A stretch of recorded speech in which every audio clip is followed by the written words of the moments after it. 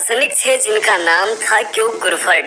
उन्होंने सन 1790 ईस्वी में लिखा था कि भारत न केवल मिस्र या ग्रीस की कलाओं तथा विज्ञान का मूल स्थान बल्कि एक सुसंस्कृत तथा सभ्य राष्ट्र था, लेकिन उसे बर्बर जाहिल आक्रांताओं ने नष्ट कर दिया। एक और फिलोसोफर थे जिनका नाम था मैनेनी। उन्होंने लिखा था कि सभ्यता की उच्चता में भारतीय दर्शन प्राचीन काल की भांति आज भी उच्च है। हिंदुओं के मानव मस्तिष्क का विकास उतना व्यापक था जितना मानव द्वारा संभव है। मित्रों, भारत में आज कुछ ऐसे लोग हैं जो अपना पितृ धर्म और अपना मूल धर्म छोड़कर सोच रहे हैं कि वह इस सनातन धर्म को खतरे में डाल देंगे, लेकिन फिर यह भी तय है कि उनका अस्तित्व भी खतरे में ही होने वाला है। विदेशी आक्रमणकारियों और धर्माचार्यों के कारण अपना धर्म बदलने वाले जितनी जल्दी इस बात को समझ ले उनके लिए उतना ही अच्छा है। अगर वो नहीं समझते तो इससे कोई फर्क नहीं पड़ता, क्योंकि फिर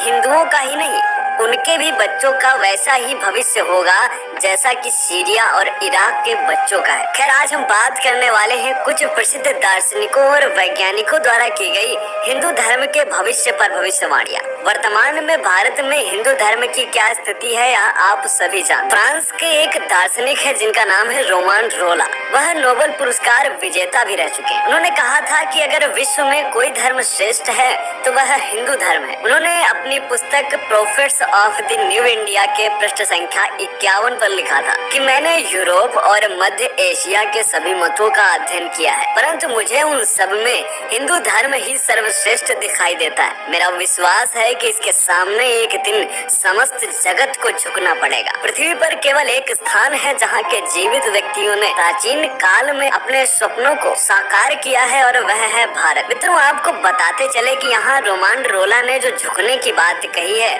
वह किसी भी प्रकार की हिंसा या धर्मांतरण के बल पर झुकने की बात नहीं कही है। उनका मतलब है सच्चे ज्ञान के आगे झुकना। सत्य, अहिंसा, प्रेम, स्वतंत्रता और मोक्ष ही धर्म का सच्चा मार्ग होता है। असल में धर्म के यही आधार होने भी चाहिए। हिंदू धर्म में व्यक्ति की निजता का सम्मान किया जाता है। वहाँ किसी भी प्रकार का सामाजिक दबाव नहीं बल्कि स्वयं की खोज पर बल दिया जाता है। इसके बाद भविष्यवक्ता आर्थर चार्ल्स क्लार्क लिखते हैं कि 1980 के बाद भारत अपने आप में शक्तिशाली होने लग जाएगा। 80 के बाद आने वाले सालों में वहाँ एक ऐसी जबरदस्त विचार क्रांति उठेगी जो पूरे विश्व को प्रभावित करेगी।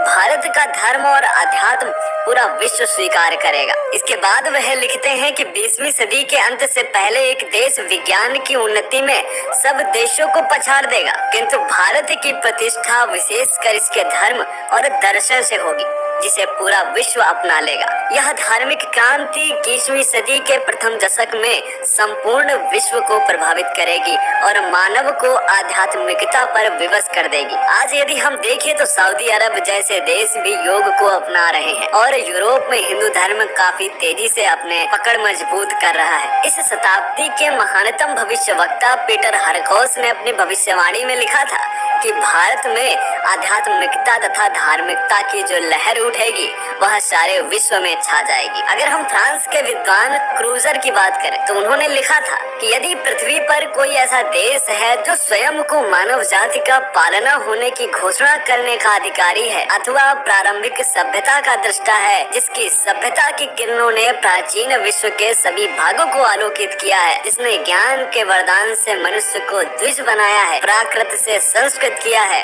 तो वह वास्तव में भारतवर्ष है। यह कहना था फ्रांस के प्रसिद्ध विद्वान क्रूजर का। बर्ट्रैंड रसल ने कहा था मित्रों कि मैंने हिंदुत्व को पढ़ा और जान लिया कि यह सारी दुनिया और सारी मानवता का धर्म बनने के लिए है। हिंदुत्व पूरे यूरोप में फैल जाएगा और यूरोप में हिंदुत्व के बड़े विचारक सामने आएंगे। एक दिन ऐसा आएगा कि हिंदू ही दुनिया की वास्तविक उत्तेजना होगा। बर्नार्ड शॉ की बात करें तो उन्होंने कहा था कि सारी दुनिया एक दिन हिंदू धर्म स्वीकार कर लेगी।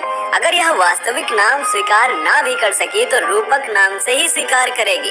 पश्चिम एक दिन हिंदुत्व को स्वीकार कर लेगा और हिंदू ही दुनिया में पढ़े लिखे लोगों का धर्म होगा। तो मित्रों, आज हमने बात करी विश्व के कुछ प्रसिद्ध दार्शनिकों और वैज्ञानिकों की भविष्यवाणी जो हिंदू धर्म को लेकर थी। और भी वैज्ञानिकों के हिंदू धर्म के प्रति विचार या दार्शनिकों के हिंदू धर्म के प्रति विचार जानना चाहते हैं तो हमें कमेंट करके बताएं और सब्सक्राइब करो। जय हिंद, जय भारत, वंदे मातरम।